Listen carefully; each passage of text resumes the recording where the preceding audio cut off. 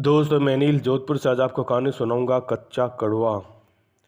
शाम का समय था। पूरे मोहल्ले की लाइट कटी हुई थी। मोहल्ले में सभी लोग अपने घर के बाहर बैठे हुए थे। ठंडी हवा चल रही थी। बच्चे लोग रोड में खेल रहे थे। एक कोने में बैठे हुए मैं उस पल का आनंद ले रहा था। मैं काफ़ी देर तक बाहर बैठा रहा, पर लाइट आने का नाम ही नहीं ले रही थी। मेरी आंखों में काफ़ी नींद थी। मैं वही बैठे बैठे सो रहा था, पर चाह के भी नहीं सोना चाहता था। लाइट ना आने की वजह से मैं काफ़ी गुस्से में था। थोड़ी देर में बाहर की औरतों में यह बात होना शुरू की कि आज रात लाइट नहीं आएगी। ये सुन के मैं काफ़ी नाराज़ हो गया और अंदर ही अंदर मुझे काफ़ी गुस्सा आ रहा था। फिर मैंने अपना टाइम कुछ बच्चों को दिया। मैं उन सभी से यहाँ वहाँ की बातें करने लगा। फिर मुझे ध्यान आया कि चलो वैसे भी लाइट आने वाली है, नहीं तो क्यों ना इन बच्चों से कुछ डरावनी कहानियाँ सुनाई जाएं। और ऐसे समय में जब लाइट न हो तब इस तरह की कहानियाँ की सुनने का अलग ही मज़ा आता है। ये सोच के मैंने बच्चों के साथ अपनी घटी कुछ भूतिया या डरावनी कहानियाँ सुनाने को बोला, और सभी बच्चों ने अपनी अपनी कहानियाँ सुनाने लगे। उन सब की कहानियों को सुनने के बाद मुझे खुद ही अपना सर पीटने का मन करने लगा, क्योंकि उन सभी बच्चों की किसी न किसी की कहानी सही नहीं थी। मुझे सुनने पर से पता लगा कि ये सब फेंक कहानी बता रहे हैं। मैं इन बच्चों की भीड़ से निकलकर एक साइड में अकेले बैठ कर बोर होने लगा। तब रात 10 बजे का समय था। मेरे मोबाइल का डाटा भी ख़त्म हो गया, इसलिए मैं यूट्यूब तो नहीं देख सकता, पर एक काम जरूर कर सकता। वह था गूगल में कुछ सर्च करके देखना था या कुछ पढ़ना। इसके लिए मैंने गूगल में भूतिया कहानियों को सर्च करके पढ़ने लगा। कहानियों को एक कोने में अकेले बैठे हुए पढ़ रहा था। डरना तो था ही, तो थोड़ी देर भी डर लग रहा था, पर लाइट न होने की वजह से मैं और अंधेरे में कहानियों का पढ़ना का मज़ा भी नहीं आ रहा था। मैं कच्चा कलवा की कहानी को सर्च किया और पढ़ने लगा। उसी कहानी में कच्चा कलवा साधना मंत्र भी लिखा हुआ था, जिसे मैं कहानी के साथ ही पढ़ लिया था। फिर नीचे लिखा हुआ था, अगर आप इस मंत्र का जाप करते हो तो आपकी रिस्क के और भी बहुत सी डरावनी वाली बातें भी लिखी हुई थी कि कच्चा कलवा एक नटखट बच्चे की आत्मा होती है, जो इसके चपेट में आता है वो उसे हंसा हंसा के मार देता है। क्योंकि ये बच्चे की आत्मा होती है तो बहुत ही नटखट होती है। यह भी लिखा हुआ कि कचवा कलवा, जिसे आमतौर पर लोग मसान कहते हैं, इस मंत्र को पढ़ने के बाद से मेरा मन ठंडा और शरीर ठंडा पड़ने लगा। ऐसा लगता है मेरे आसपास सभी चीज़ें घूम रही। मुझे अंदर अंदर ये लगना शुरू किया कि मैंने कोई गलती तो नहीं की इस साधना को पढ़ के।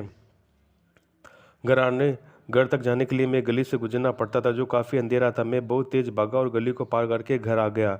ये गली का घर ही हिस्सा फिर भी अंधेरे में बहुत ही डरावना लग रहा था। चल के आने में तो और भी बहुत हालत ख़राब हो गई, इसलिए मैं भागना ही सही समझा। घर आया और मैं कुर्सी पर बैठ गया। मेरे दिमाग में वही साधना वाला मंत्र घूम रहा था। काफ़ी दिमाग से हटाने की कोशिश कर रहा था, पर कोई फ़ायदा नहीं हो रहा था। मेरे बदन में अलग अलग तरह की ठंड और सर चकरा रहा था। मैं जैसे ही कुर्सी से उठकर सोने के लिए पलंग में जाना चाहता था, पर कुर्सी से उठते ही ऐसा लगा कि मैं गिर जाऊंगा। पूरा सर चकरा रहा था। रात भर नींद भी नहीं आई। मैं कब सोया मुझे पता ही नहीं। अंधेरा पड़ रहा था। मैं वहाँ से अकेले चला जा रहा था। सुनसान रोड होने की वजह से मुझे डर भी लग रहा था, पर मैं क्या कर सकता था, वापस तो जा नहीं सकता था। इसलिए मैं सब कुछ सोचे बिना आगे चले जा रहा था। अपने मन में डर हावी नहीं होने दे रहा था। मैं अपना ध्यान अच्छी चीज़ों पर लगा रहा था, ताकि मन में डर हावी ना हो सके। फिर मंजर एकदम से बदल जाता है। मुझे आगे आगे एक बच्चा सड़क के साइड में बैठा रोता हुआ दिख रहा था। मैं सरफ बड़ा पूछने लगा कि बाबू, आप कहाँ रहते हो, या किसने आपको छोड़ दिया। वह कोई उत्तर नहीं दिया। इसलिए मैंने उसका घर पूछा कि कहाँ है। वो कुछ बोला नहीं, पर उंगली से इशारा किया। मैं उसे अपने गोद में उठा के बढ़े जा रहा था। मैं उसे लेकर काफ़ी आगे तक चला गया था। फिर मुझे धीरे धीरे महसूस होने लगा कि वह काफ़ी भारी होता जा रहा है। मेरी नज़र जब उस पर पड़ी तो उसका आँख एकदम लाल और एक हाइट भी काफ़ी बढ़ गया था। मैं एकदम डरा और मेरा दिमाग काम करना बंद कर दिया। मैं चिल्लाना चाहता था, पर मुंह से आवाज़ ही नहीं निकल रही थी। फिर एक जोर की चीख के साथ मेरी नींद खुली तो मुझे पता चला कि एक सपना था। घर के सभी लोग मेरी चीख की वजह से जाग चुके थे। मैंने सबको इस बारे में बताया जो मैंने सपने में देखा। इसके बाद मैं फिर सोने का प्रयास करने लगा। अपने भाई से पूरा चिपक कर सोने की कोशिश करने लगा, पर नींद ही नहीं आ रही थी। मेरा नींद टूट चुका था। उस रात में जैसे तैसे करके पार किया। जब सुबह 5 बजे तब मैं सोया और पूरा दिन मैं सोया ही रहा। शाम को हल्का सा बुखार भी हो गया था। उसके बाद से मैं कभी भी भूतिया कहानी नहीं पढ़ना चाहा। ये बीती 14 अगस्त की बात है। बस यही मेरी कहानी थी। अभी भी मुझे हल्का हल्का बुखार है, बुखार है, बुखार है। कच्चा कलवा से जुड़ा मेरा सच्चा अनुभव। ये बात आज से 10 वर्ष पहले की है। राजस्थान के एक छोटे से गांव में मेरा पैतृक गांव था। गांव पुराना था लेकिन मजबूत गढ़ था जो अब भी है। हमारे गांव के ठाकुर वही रहते थे। उनकी मृत्यु के बाद वो ठाट बाट नहीं रहा और धीरे धीरे गढ़ का वैभव कम होता गया। गढ़ का नाम खत्म न हो जाए इसलिए ठाकुर के लड़कों ने वहाँ किसी को रखने का निर्णय लिया। उन्होंने एक चौकीदार रखा और उसे वहाँ की देखभाल का जिम्मा सौंप दिया। चौकीदार दिन में गढ़ में देखभाल करता, रात को चौकीदारी, जिससे गढ़ में एक रौनक सी आने लगी थी क्योंकि साथ में गढ़ का सफाई का काम भी शुरू हो चुका था। गढ़ का एक हिस्सा बेहद रहस्यमय था। उस जगह पर एक अजीब सा एहसास था जैसे कोई वहाँ किसी को आने नहीं देना चाहता था, इसलिए कोई इस हिस्से में नहीं जाना चाहता था। एक दिन चौकीदार ने उस हिस्से में सोने का निर्णय लिया। रात को वहीं पर सो गया। रात को अचानक उसे कुछ बच्चों के हंसने की आवाज़ें आने लगी। चौकीदार हैरान रह गया कि इतनी रात को यहाँ बच्चे कैसे आ सकते हैं। वो फिर से सोने का प्रयास करने लगा लेकिन कुछ देर बाद ही उसे उठ जाना पड़ा क्योंकि आवाज़ें बहुत तेज हो चुकी थी। चौकीदार को उठकर देखने पर उसे कुछ दिखाई नहीं दिया तो उसने कुछ देर ठहरने का निर्णय लिया, लेकिन जैसे ही वो उठा उसे अपनी पीठ पर कुछ भार महसूस हुआ। साथ ही हंसने की आवाज़ तेज होने लग गई। उसने देखा कि थोड़ी दूर कुछ बच्चे बैठे थे मुंह छिपाए।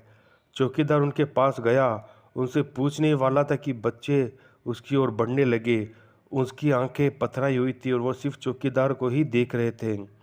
अचानक सभी बच्चे उस चौकीदार से चिमट गए। वो उसे अपने नाखूने से खरोचने लगे। साथ ही उनकी आवाज़ अब जैसे चौकीदार को वहाँ से भाग जाने को कह रही थी।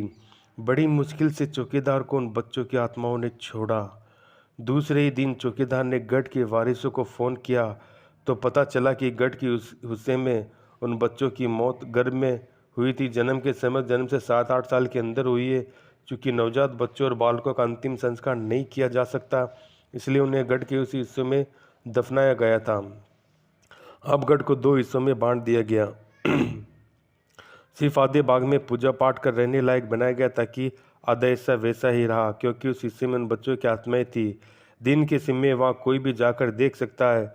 यही नहीं, वहाँ पर कई बार तांत्रिक पूजा के निशान भी मिले।